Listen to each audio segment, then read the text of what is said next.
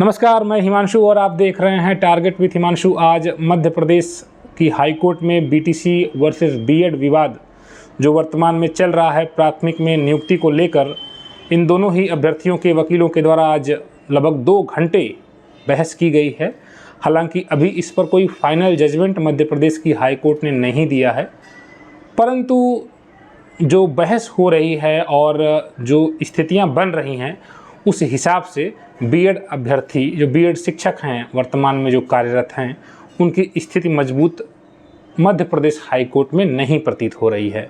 हालांकि इस मामले पर अगली डेट ज़रूर मिल गई है 2 नवंबर की, लेकिन आज जो सुनवाई हुई है उसमें क्या महत्वपूर्ण बिंदु रहे हैं उस पर हम चर्चा करने वाले हैं, और 2 नवंबर की डेट क्यों ली गई है इस पर भी चर्चा करने वाले हैं। जैसा कि आप जानते हैं, हाल ही में एनसीटी का 28 जून 2018 का नोटिफिकेशन रद्द कर दिया गया है, जिसके बाद कुछ ऐसे राज्य जहां पर पहले से अपॉइंटमेंट हो रहे थे, यहां तक कि कुछ जैसे कि अपॉइंटमेंट हो चुके हैं, वहां पर भी सब्जेक्ट टू फाइनल आउटकम था, यानी कि एपेक्स कोर्ट के अंतिम निर्णय के आधार पर नियुक्तियाँ रखी गई थी। और उसके बाद जब एपेक्स कोर्ट ने बीएड को बाहर कर दिया तो बहुत से ऐसे प्रश्न अब खड़े हो गए, और प्रश्न खड़े नहीं हुए बल्कि उनका जवाब मिल गया।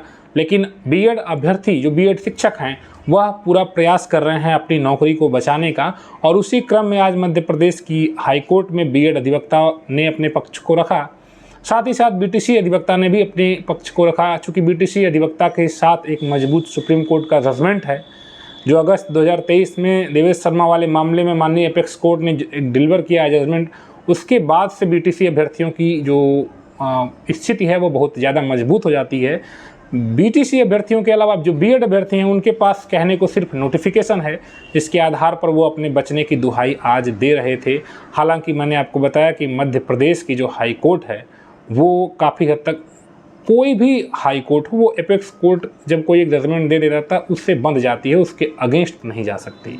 अगर वो सुप्रीम कोर्ट रहता तो अपनी विशेष शक्तियों का प्रयोग करके कुछ छूट भी दे सकता है बीएड को या किसी को भी, बीटीसी को ही, परंतु हाई कोर्ट में यह संभव नहीं है।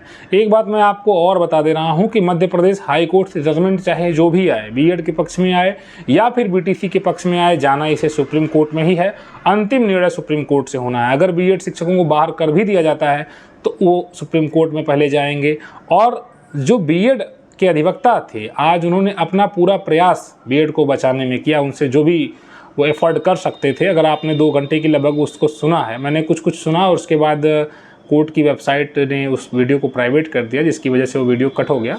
लेकिन उसको समझने पर और बहुत सी चीज़ें आवाज़ बार बार सुनाई नहीं दे रहा था, परंतु जो चीज़ें समझ में आई उसके हिसाब से जो बीएड वालों ने अपनी पैरवी में यह बात कहा कि हमारा राइट टू लाइफ है, ये आर्टिकल जो आपको मिला हुआ है मूल अधिकार फंडामेंटल राइट आर्टिकल 21, उसको प्रोटेक्ट करी। तो कोर्ट ने साफ कर दिया कि अगर आप ये सोचते हैं कि हम आपको पब्लिक सर्विस में अगर आप नौकरी पाने का मूल अधिकार है और इस आधार पर आप सिर्फ अगर पैरवी कर रहेंगे तो हम तो आपको बाहर कर देंगे, यानी कि आपकी नौकरी चली जाएगी, ये बात साफ कहा गया। हालांकि बीएड की ओर से यह बात ज़रूर कहा गया है कि जब हम टीईटी परीक्षा पास कर लिए उसी दिन हम एलिजिबल हो गए। इस बात को कोर्ट ने महत्वपूर्ण स्थान दिया, अपने मतलब समझा, इस बात को नोटिस किया कि बीएड ने यह कहा कि हम जब प्राइमरी में टेट होता है, प्राइमरी परीक्षा को पास करने के लिए विज्ञापन जारी होता है टीईटी का, जब हमने उसको पास किया तो उसी दौरान हम पात्र हो गए, और उसके बाद शिक्षक भर्ती अगले स्टेज का प्रोसीडिंग है वो, तो हम तो उसी दौरान पात्र हो चुके थे और अब बीच में आप हमको अपात्र नहीं कर सकते। हालांकि मैंने जैसा बताया कोर्ट ने इस बात को सुना, अब इसको कितना महत्व देगा बाद में अभी और इस पर बहस होने वाली है। ये सारी चीज़ें अभी तो क्लियर होंगी, लेकिन ये मैंने जैसे कि बताया कि ऐसा लग रहा है कि मध्य प्रदेश की जो हाई कोर्ट है वो कहीं न कहीं बीटीसी अभ्यर्थियों, जो बहस हो रही है बीटीसी अभ्यर्थियों की, जो आज सुप्रीम कोर्ट में भी जो बहस थोड़ी बहुत उनकी हुई है, उसके आधार पर बीटीसी यहाँ पर सुरक्षित होता हुआ, यानी कि जो पलड़ा है वो बीटीसी का भारी लग रहा है। अब आप कहेंगे कि इतना लंबा डेट क्यों मिला, नवंबर में जाकर डेट लगा, अभी आज अक्टूबर चल रहा है, अभी शुरुआत हुआ है अक्टूबर का। तो इसका कारण यह है कि बीएड यह जानता है, या बीएड के अधिवक्ता यह जानते हैं कि बिहार सरकार की एक याचिका सुप्रीम कोर्ट में लगी हुई है। अगर बिहार सरकार की याचिका सुप्रीम कोर्ट में बीएड के पक्ष में आ जाती है तो यकीन मानिए मध्य प्रदेश वाले भी बच जाएंगे। ये इसी वजह से इतनी लंबी डेट लगी है, एक महीने बाद की। सोचिए, जिस मामले को कल मध्य प्रदेश हाई कोर्ट सुन रहा था उसको आप 1 महीने लगभग बीएड के अधिवक्ताओं के कहने पर ये मैटर चला है। तो इसका कारण आप समझिए कि सुप्रीम कोर्ट शायद इस दौरान, अभी आप जानते हैं लगभग 9 को सुनवाई होनी है सुप्रीम कोर्ट में बिहार सरकार की स्पेशल अपील पर। अब पूरे देश की नज़र बिहार सरकार के उस अपील पर जो अपॉइंटमेंट हो रहे हैं या हो चुके हैं उन पर होगा कि अब बिहार सरकार को सुप्रीम कोर्ट क्या कहती है। अगर सुप्रीम कोर्ट ने बिहार सरकार को अलाउ किया कि चलिए आप कंटिन्यू करिए, तो फिर यहाँ पर स्थिति मजबूत हो जाएगी बीएड वालों की। लेकिन अगर बीएड को बिहार में मौका नहीं मिला और बीएड को बाहर कर दिया गया तो निश्चित ही फिर समस्या हो जाएगी। और समस्या देखिए अगस्त 2023 के बाद तो है ही, वो तो बाहर हो चुके हैं, इसमें कोई दो राय नहीं है। बस बात ये है कि जो पहले से प्रक्रियाएं चल रही हैं उन पर क्या प्रभाव पड़ेगा, ये इम्पोर्टेंट है। क्या जो अपॉइंटमेंट हो चुके हैं उनको कैंसिल आउट किया जाएगा। अब एक बात और है, 69,000 वाले भी इसमें इस मामले में कहेंगे। देखिए 69,000 वाले मामले में मैं आपको बता दूं कि ये जो अपॉइंटमेंट हुए हैं सब के सब, वो माननीय apex court Ramsharan Maurya versus state of UP के फाइनल जजमेंट में हुए हैं। आप कहेंगे Ramsharan Maurya versus state of UP केवल कट ऑफ पर था, तो आप जाकर पहले सभी याचिकाओं को देखिए, बीएड से संबंधित बीएड को बाहर करने की याचिकाओं को देखिए आप। उसमें Ramsharan Maurya versus state of UP में कहा है कि सुप्रीम कोर्ट ने कहा है कि बीएड सही से अलाउ किए गए हैं और बीएड कैंडिडेट्स अपॉइंटमेंट टीईटी के बाद अपॉइंटमेंट लेने के हकदार हैं। इसलिए Ramsharan Maurya versus state of UP के फाइनल जजमेंट ये रहते हैं 69,000 मामले में या 69,000 में चयनित शिक्षक को बाहर नहीं किया जा सकता किसी भी हाई कोर्ट के द्वारा। ठीक, स्वयं सुप्रीम कोर्ट के द्वारा उसे बाहर नहीं किया जा सकता क्योंकि वो 2 जजों का जजमेंट है। और इसमें हाँ एक जो आधार बन रहा है कि ब्रिज कोर्स नहीं कराया गया, तो वो सरकार की पूरी जिम्मेदारी है, एनसीटी की जिम्मेदारी है। हाँ, बीएड शिक्षक अगर चाहें तो एक प्रयास कर सकते हैं, सम्मिलित रूप से सभी लोग एक कोई दिन निर्धारित करें। मैं तो बीएड आपकी कई टीमें भी हैं, उनसे भी अपील करता हूं, हम सभी जो भी चयनित शिक्षक, आप बीएड योग्यताधारी अगर हैं 69,000 में चयनित हैं, तो कृपया करके आप सभी लोग अपने टीमों के नेताओं से ये बात कहिए कि एक बार एनसीटी से या सरकार से, उत्तर प्रदेश सरकार से एक प्रयास किया जाए मिलकर सभी लोग, तब शायद इस दिशा में एक जो ब्रिज कोर्स को लेकर आपके मन में बार बार डर आता है वो खत्म हो जाए। लेकिन हाँ, मैं एक बात ये तो स्पष्ट ही कर दे रहा हूँ कि आप किसी हाई कोर्ट में इतनी मतलब क्षमता नहीं है कि वो सुप्रीम कोर्ट के किसी जजमेंट के खिलाफ फैसला दे दे। ठीक, बीएड कैंडिडेट्स की जो उनको शामिल किया जाए नहीं शामिल किया जाए ये प्रश्न नहीं है, प्रश्न सिर्फ ब्रिज कोर्स को लेकर कर है, ये बात याद रखिएगा। अगर बीएड कैंडिडेट्स को लेकर हाई कोर्ट से या कोई सुप्रीम कोर्ट से कोई नोटिस आती है, पहले तो नोटिस आएगी, तो वो सिर्फ ब्रिज कोर्स वाले मैटर पर आ सकती है, ब्रिज कोर्स क्यों नहीं कराएगा, यही एक गंभीर विषय है। बाकी और कोई विषय अभी कोई किसी राज्य में, जैसे कोई कहता है कि आज मध्य प्रदेश में बीएड की स्थिति बहुत खराब है, क्या इससे 69,000 वाली दिक्कत हो जाएगा, तो भाई 69,000 का ऐसे संबंध नहीं है। 69,000 एपेक्स कोर्ट के ऑर्डर पर हुआ है। 69,000 में एपेक्स कोर्ट ने यह बोला है कि BEd candidates were rightly allowed and they may get appointment as a primary teacher.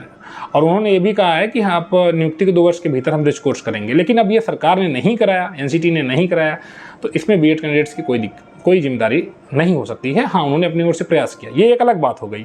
लेकिन मैं वापस अपने मुद्दे पर आता हूँ, जो मध्य प्रदेश का मुद्दा है। तो मध्य प्रदेश में एक बात मैंने आपको बता दिया कि जो स्थिति है वो बीएड अभ्यर्थियों के लिए अच्छी तो नहीं है।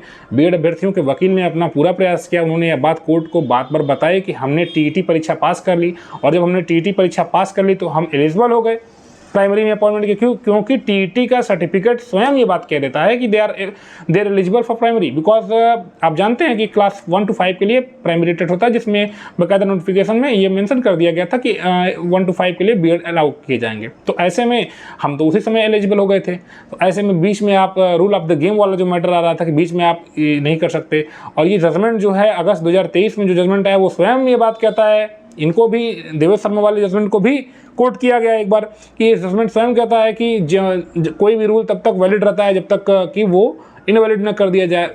जो शिक्षक भर्ती हुआ था मध्य प्रदेश में वो 20 में हुआ था, जहाँ तक मुझे याद है। उन्होंने ये बात बोला कि बीएड के वकील ने कि 20 में ये बात विज्ञापन जारी हुआ था, तो आपका जजमेंट आया लगभग 2 साल बाद, 21 में नवंबर, लगभग 2 साल बीत गए। तो ऐसे में ये बहुत बड़ा ये एक इशू है। अभी कोर्ट इस मामले को देखेगा, लेकिन अभी फ़िलहाल वर्तमान स्थिति मैंने अभी आपको बताया कि आज के डेट में आप ये नहीं कह सकते कि बीएड जो वर्तमान में कार्यरत हैं मध्य प्रदेश में वो बाहर हो जाएंगे, नहीं हो जाएंगे। अभी इसमें कई चीज़ें जुड़ेंगी, जैसे मैंने आपको एक बात स्पष्ट कर दिया, देखिए हो सकता है कोई बीटीसी का पक्ष रखने वाला होगा इसी यूट्यूब चैनल पर, तो वो कहेगा कि बिल्कुल हमने बीएड को बाहर कर दिया है। मैं आपको न्यूट्रल होकर जो बातें सच्चाई हैं वो बता रहा हूँ। मैं बीएड की ओर से भी बोल रहा हूँ, बीटीसी की ओर से भी बोल रहा हूँ कि अभी आज के डेट में अभी स्थिति यह है कि बीटीसी अभ्यर्थियों की स्थिति मजबूत है क्योंकि अपेक्स कोर्ट का ऑर्डर है।